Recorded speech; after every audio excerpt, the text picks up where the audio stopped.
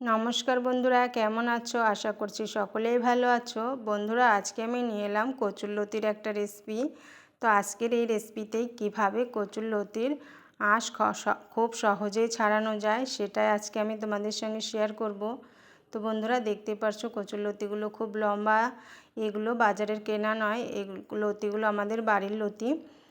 তাই আজকে আমি তোমাদের সঙ্গে শেয়ার করছি কিভাবে কচুরলতির আঁশ খুব সহজে ছাড়ানো যায়। তো সেই জন্য আমি প্রথমে কচুরলতিগুলো একটু ছোট ছোট করে কেটে নেব। তো দেখতেই পাচ্ছো এরকমভাবে আমি কচুরলতিগুলো কেটে নেব। তো বন্ধুরা, ভিডিওটা স্কিপ না করে পুরো ভিডিওটা দেখার অনুরোধ রইল। আশা করছি তোমাদেরও ভালো লাগবে। তো এইভাবেই আমি সব কচুরলতিগুলো একটু ছোট ছোট করে কেটে নিচ্ছি। আর বন্ধুরা, যেহেতু লতিগুলো মাটিতে হয়, অনেক মাটিও লেগে থাকে, সেই জন্য প্রথমে আমি কচুরলতিগুলো ভালো করে জল দিয়ে ধুয়ে পরিষ্কার করে নেব। তো এইভাবে জল দিয়ে ধুয়ে আমি কচুরলতিগুলো পরিষ্কার করে নিয়েছি। এখন গ্যাস অন করে গ্যাসে একটা জলপূর্ণ পাত্র আমি বসিয়ে দেব। আর যখন জলটা ভালোভাবে ফুটে উঠবে তখন এই ছোটো করে রাখা কচুরলতিগুলো জলের মধ্যে ডুবিয়ে দেব। আর জলে দিয়ে আমি কোনো রকম জাল করব না, 1 মিনিট রেখেই এটাকে নামিয়ে দেব, নয়তো বেশি সেদ্ধ হয়ে যাবে। তো 1 মিনিট পরে আমি কচুরলতিগুলো এভাবে নাড়িয়ে চাড়িয়ে নামিয়ে নেব।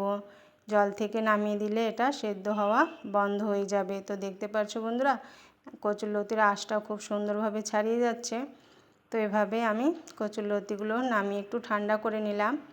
আর এখন দেখো, এইভাবে হাত দিয়ে একটু চাপ দিলেই কচুরলতির আঁশটা খুব ভালোভাবে ছাড়িয়ে যাচ্ছে। তো বন্ধুরা, খুবই কম সময়ে আপনারা অনেক পরিমাণে কচুরলতি এভাবে আঁশ ছাড়িয়ে কেটে নিতে পারেন। তো বন্ধুরা, এইভাবে আমি এক এক করে সব কচুরলতির আঁশগুলো ছাড়িয়ে নেব। তো যেসব বন্ধুরা আমার চ্যানেলে নতুন আছো, চ্যানেলটি সাবস্ক্রাইব করতে ভুলে গেছো, অবশ্যই চ্যানেলটি সাবস্ক্রাইব করে আমার পাশে থাকবেন। আর যেসব বন্ধুরা সাবস্ক্রাইব করে রেখেছো তাদের অসংখ্য ধন্যবাদ। তো বন্ধুরা দেখো, সব লতি থেকে আমি আঁশগুলো ছাড়িয়ে নিয়েছি। আর এইভাবে একটু লম্বা লম্বা করে আমি কেটে নিয়েছি। তো এই কচুরলতির রেসিপির জন্য আমি এখানে মশলা নিয়েছি 1 চামচ সর্ষে, আর নিয়ে নিলাম 4 থেকে 5টা কাঁচা লঙ্কা। তো এটা আমি শিলে বেটে নেব। তো বন্ধুরা, এতে খুব বেশি মশলা আমি ব্যবহার করব না, সামান্য এই লঙ্কার কাঁচা লঙ্কা সর্ষে বাটা দিয়ে আজকের এই রেসিপিটা আমি তৈরি করব। তো বন্ধুরা, এইরকম যদি কচুরলতির থাকে গরম ভাতের সঙ্গে তাহলে খেতে দারুণ লাগে। তো তোমরা অবশ্যই বাড়িতে একবার এইভাবে ট্রাই করে দেখতে পারো। খুবই কম সময়ে কচুরলতি ছাড়ানো আর তা রান্না করা। তো বন্ধুরা, আমার মশলাটা বাটা হয়ে গেছে। এখন একটা বাটিতে আমি তুলে নিলাম। আর গ্যাস জ্বালিয়ে গ্যাসে আমি বসিয়ে দিলাম কড়াই। আর কড়াইটা গরম হয়ে গেলে আমি কড়াইতে দিয়ে দেব পরিমাণ মতো সরিষার তেল। আর তেলটা ভালোভাবে গরম হয়ে গেলে আমি দিয়ে দেব 1/2 চামচ কালো জিরে। কালো জিরেটা ভালোভাবে ফুটে গেলে আমি দিয়ে দেব বেশ কিছু থেতো করে রাখা রসুন। রসুনটা দিয়ে আমি ভালো করে ভেজে নেব যতক্ষণ না রসুনের কাঁচা গন্ধটা যাচ্ছে। তো এভাবে নাড়িয়ে চাড়িয়ে আমি রসুনটা ভেজে নিয়েছি। এখন দিয়ে দিলাম চেড়ে রাখা কাঁচা লঙ্কা। তো কাঁচা লঙ্কাটা দিয়েও ভালো করে আমি নাড়িয়ে চাড়িয়ে ভেজে নেব।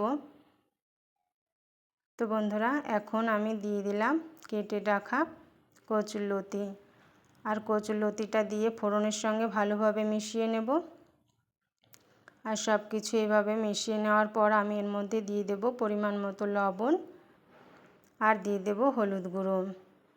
তো লবণ হলুদটা দিয়ে আমি ভালোভাবে আবার কচুরলতির সঙ্গে মিশিয়ে নেব।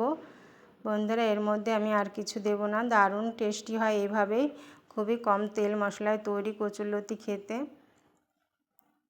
তো এইভাবে আমি কচুরলতিটা ভাজা ভাজা করে রান্না করব। তো ওই যে আমি বেটে রেখেছিলাম সর্ষে আর কাঁচা লঙ্কা, ওই বাটাটা দিয়ে দেব। আর বাটিটা ধুয়ে সামান্য একটু জল দিয়ে দেব। তো এখন ওই সর্ষে বাটাটা ভালো করে কচুরলতির সঙ্গে আমি মিশিয়ে নেব।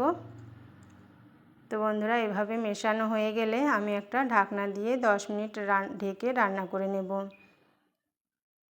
তো বন্ধুরা, আমি 10 মিনিট পরে ফিরে এলাম। ঢাকনাটা খুলে আবার একটু নাড়িয়ে চাড়িয়ে নেব। খুব বেশি সময় লাগে না বন্ধুরা কচুরলতিটা রাঁধতে, কিন্তু খেতে দারুণ হয়। তো তো কচুরলতিটাও সেদ্ধ হয়ে এসছে বন্ধুরা। তো বন্ধুরা আজকের এই কচুরলতি রেসিপিটা তোমাদের কেমন লাগলো কমেন্টে অবশ্যই জানিও। তো আজকের এই কচুরলতি সর্ষে বাটা দিয়ে আমার রান্না কমপ্লিট হয়ে গেছে। তো বন্ধুরা কেমন হয়েছে তোমরা অবশ্যই জানিও, আর ভালো লাগলে একটা লাইক শেয়ার অবশ্যই করে দিও।